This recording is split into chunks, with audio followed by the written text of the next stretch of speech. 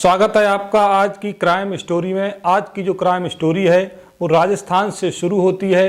राजस्थान में एक ज़िला है बाड़मेर ग्रामीण और उसी ज़िले के अंतर्गत एक थाना पड़ता है सांगेश्वरी और उसमें एक गांव आता है आटी, जहां पे रहता था अनूपाराम का परिवार। अनूपाराम के परिवार में उसकी पत्नी सरोजा और 3 बच्चे थे, 2 बेटियां और 1 बेटा। बेटियां दोनों बड़ी थीं और बेटा छोटा था।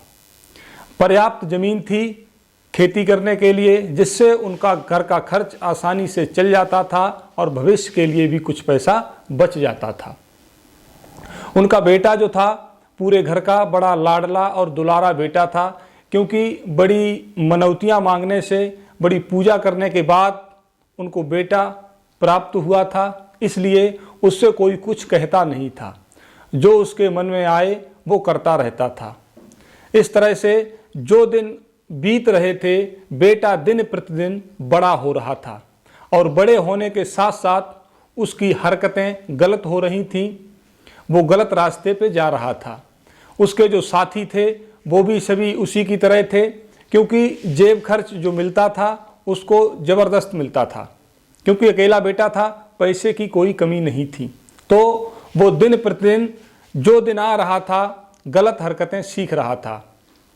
धीरे धीरे उसने गांजा पीना सीख लिया, चरस पीना सीख लिया और शराब पीना भी सीख लेता है। अभी उसकी उम्र मात्र 15-16 साल ही थी, लेकिन जितने भी गलत कार्य थे धीरे धीरे वो सीख रहा था। एक दिन की बात है, उसके पिताजी के पास शिकायत आती है कि अपने बेटे को सुधारो, ये रास्ते में जा रही लड़कियों से छेड़छाड़ करता है। तो उसके पिता ने अपने बेटे को बड़ा समझाने का प्रयास किया, लेकिन उसका बेटा माधाराम किसी भी प्रकार से सुधरने का नाम नहीं लेता है। तो पिताजी परेशान हो जाते हैं, बहुत समझाते हैं, फिर आखिर में उसको भगवान भरोसे छोड़ देते हैं। अब जो होगा भगवान ही करेगा। इस तरह से नशा तो वो करता ही था, लेकिन नशे के साथ साथ उसे एक शौक था, वो शौक था गाने का, क्योंकि उसकी आवाज़ बड़ी ही मधुर थी। पहले तो वो ऐसे ही शौकिया गाता रहा, लेकिन इसके बाद वो आर्केस्ट्रा में शामिल हो जाता है और वहाँ पे जाके गाना गाता है, जिसके बदले उसे 4 पैसे भी मिलने लगते हैं। तो माता पिता ये सोचते हैं कि उसका बेटा अब सुधर रहा है।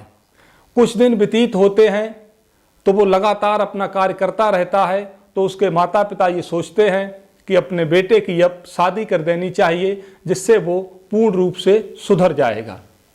तो उसके लिए लड़की ढूंढना प्रारंभ कर देते हैं और अपने जो रिश्तेदार होते हैं तो उनसे भी कहते हैं, अगर कोई अच्छी लड़की तुम्हारी नज़र में हो तो वो हमें बताओ, जिससे अपनी बेटे की शादी कर दें। इसके बाद उनको एक लड़की मिलती है, जिससे उनकी शादी की बात तय होती है। बाड़मेर जिले के ही एक गांव है बायतू। जब दोनों की शादी की बात तय हो जाती है तो लड़की के माता पिता कहते हैं कि अब इन दोनों की सगाई कर दो, इसके बाद अगले महीने में शादी कर देते हैं। तो उन दोनों की सगाई होने के बाद शादी हो जाती है। उनके घर पे जो बहू आई थी, बड़े ही अच्छे और पैसे वाले घर की बहू थी। उसमें संस्कार कूट कूट के भरे हुए थे। थोड़े ही दिनों में पूरे घर में उसने अपनी एक अलग पकड़ बना ली थी। उसके सास ससुर यानी माधाराम के माता पिता उससे बहुत ही खुश रहते थे और भगवान को धन्यवाद देते थे कि हमने पता नहीं कौन से अच्छे कर्म किए होंगे जो हमें इतनी अच्छी बहू मिली है। सुंदर और सुशील पत्नी पाकर के माधाराम के भी गलत कर्मों पर रोक लग जाती है और वो जो है शराब पीना कुछ कम कर देता है। आर्केस्ट्रा में जाता है तो वहाँ पे शराब पी लेता है, लेकिन लिमिट में पीता था, क्योंकि उसे ही सबसे पहले गाना होता था। वो सबसे प्रमुख गाने वाला उनमें से था। धीरे धीरे समय बीतता जाता है। इसके साथ साथ उसको 2 पुत्रों का जन्म होता है। 2 पुत्र का जन्म हुआ तो उसके घर में खुशियां आईं, लेकिन खुशियों के साथ साथ थोड़े दिनों बाद उसके माता पिता स्वर्ग सिधार जाते हैं। जैसे ही माधाराम के पिता अनूपाराम का निधन होता है तो माधाराम के ऊपर जो बंदिश थी वो हट जाती है। अब उसे किसी भी बात का डर नहीं था, बेखौफ और अपने ही अंदाज में घूमने लगा। पहले जैसे कर्म करता था करने लगा, नशा ज़बरदस्त करने लगा, और अपनी मस्ती में मस्त रहने लगता है।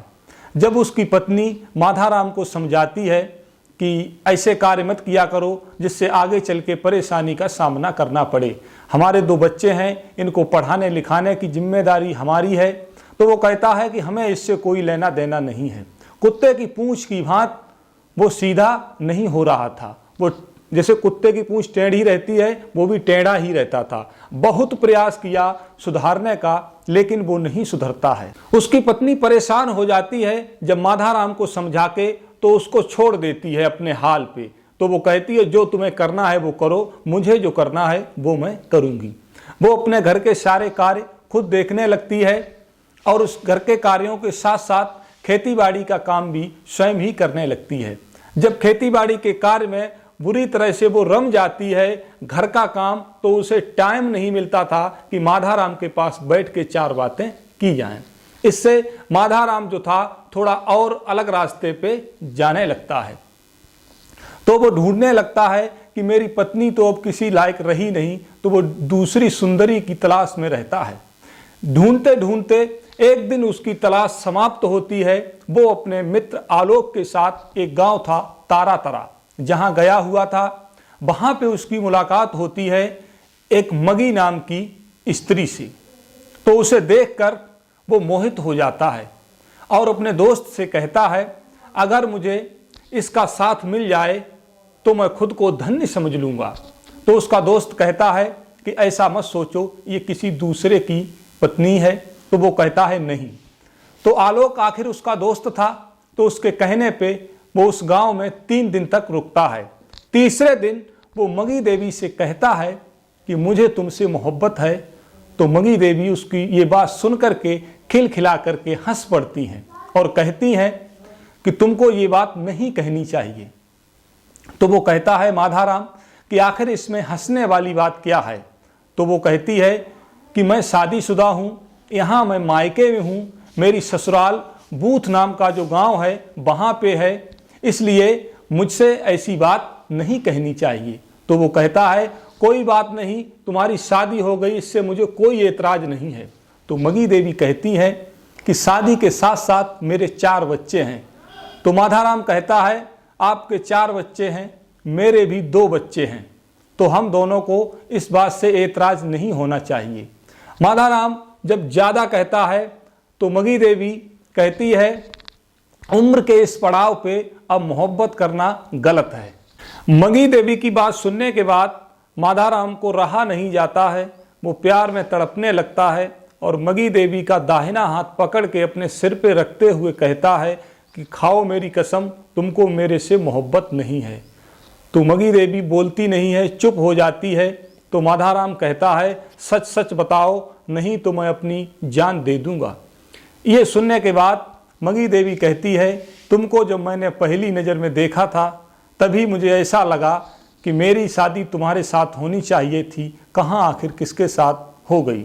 इतना कहने के बाद माधाराम उसके ऊपर चुंबनों की बरसात करने लगता है और एक दूसरे को पकड़ लेते हैं, गले मिलते हैं। और इसके बाद अलग होने के बाद वहाँ से माधाराम अपने दोस्त आलोक के साथ चला आता है। फ़ोन नंबर एक दूसरे का ले लेता है। जब घर पहुँचता है तो लगातार बातचीत होने लगती है। बातचीत होते होते अश्लीलता तक पहुँच जाती है।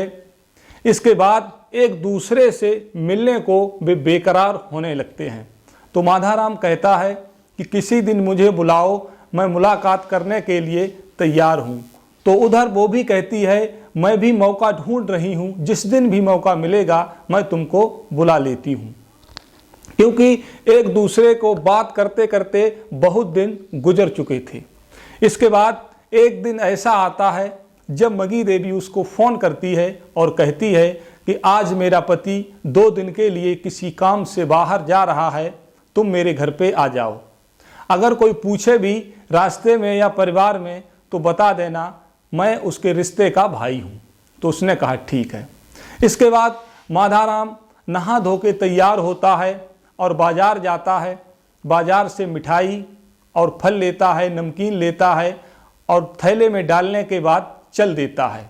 और हाँ, फ़ोन पे ही कह देता है कि नॉन वेज बना लेना, मैं आ रहा हूँ। और एक इंग्लिश की बोतल लेता है, क्योंकि शराब वो मगी देवी भी पी लेती थी।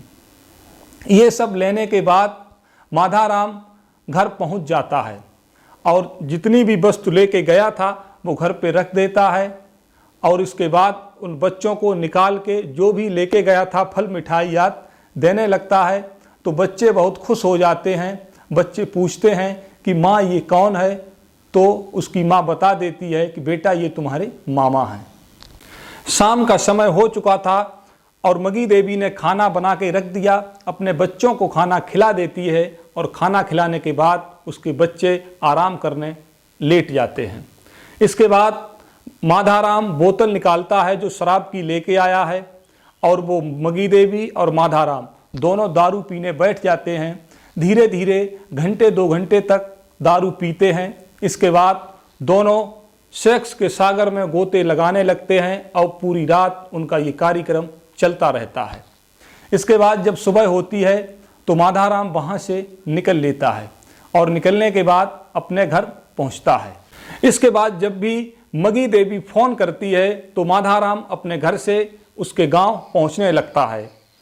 धीरे धीरे इस बात की जानकारी माधाराम की पत्नी खुशबू को लग जाती है, और इसी तरह से जैसे सब घरों में महाभारत शुरू होने लगता है तो महाभारत के जैसा झगड़ा शुरू होने लगता है।